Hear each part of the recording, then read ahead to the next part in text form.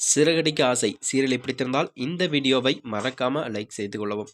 ஜெயா வீட்டு வேலைக்காரியாக மாறப்போகும் ரோகிணியா? முத்துவிடம் சிக்கிய கசப்பான கடை ஐடியா கொடுக்கும் மீனா.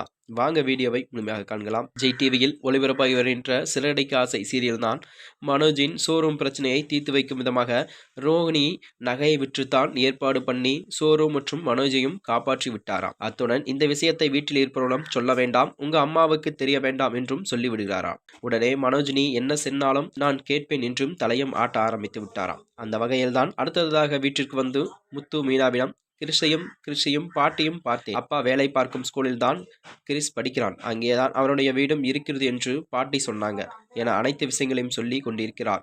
இதையெல்லாம் ரோகிணி கேட்டுக்கொண்டிருந்த நிலையில்தான் இந்த முத்துவும் மீனாவும் திருந்தவே மாட்டார்கள். எப்ப பார்த்தாலும் தன்னுடைய விஷயத்தில் தலையிடுவதே அவர்களுக்கு வேலையாகி போச்சு என்று கோபப்பட அப்பொழுதுதான் ரவி மற்றும் சுருதி வேலையை முடித்துவிட்டு சோர்ந்து வருவதை பார்த்ததும் முத்து என்ன 2 பேரும் ஒன்றாக வர்றீங்க என்று கேட்கிறார். அதற்கு ரவி சுருதி பார்ட் டைம் வேலையாக என்னுடைய ஹோட்டலில் சேர்ந்து விட்டாளாம் என்று சொல்லிவிடுகிறார். உடனே மீனா உங்களால் எல்லா வேலையும் பார்க்க முடியுமா, உங்களுக்கு தெரியுமா என்று கேட்ட நிலையில்தான் இதுவும் நன்றாக தான் இருக்கிறது, ஈஸியா நான் கற்றுக்கொள்வேன் என்று சுருதி அவரிடம் சொல்கிறார். அதனைத் தொடர்ந்துதான் அத்துணை இரண்டையும் காரையும் நிப்பாட்டி பூஜை பண்ணுவதற்கு தயாரி விட்டாராம். அப்பொழுதுதான் அண்ணாமலை பெயரில் ஆரம்பித்ததால் விஜயா நீங்களே பண்ணுங்க என்று பெயரில் ஆரம்பிக்கலாம் என்று சொல்லியும் நம்முடைய பிள்ளை நன்றாக வளரும் என்று முழு மனதுடன் ஆசீர்வாதம் பண்ணி பூஜை பண்ணும் என்று சொல்கிறாராம். உடனே விஜயா காருக்குள் எல்லாத்தையும் பூஜை பண்ணி விடுகிறாராம். அந்த வகையில் தான் முதல் கஸ்டமராக மீனா கார் படிப்பதற்கு சேர்ந்து விடுகிறாராம். அதற்காக பணத்தையும் செக் மூலமாக முத்துவிற்கு கொடுத்து விடுகிறாராம். இப்படி இவர்களுடைய வளர்ச்சி தான் அடுத்த கட்டத்தை நோக்கி பயணிக்க ஆரம்பித்து அடுத்தடுத்ததாக பரசுராமன் விஷயத்தில் கசப்பான கடைமணி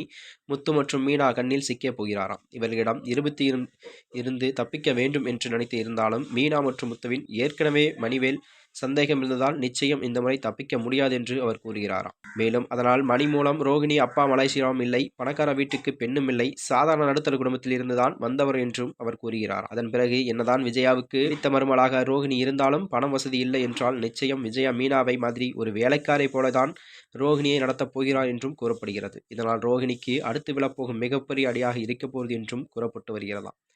மேலும் இதுபோன்ற வீடியோக்களை தெரிந்து கொள்ள நமது சேனலை மறக்காமல் சப்ஸ்கிரைப் செய்து கொள்ளவும். நன்றி, வணக்கம்.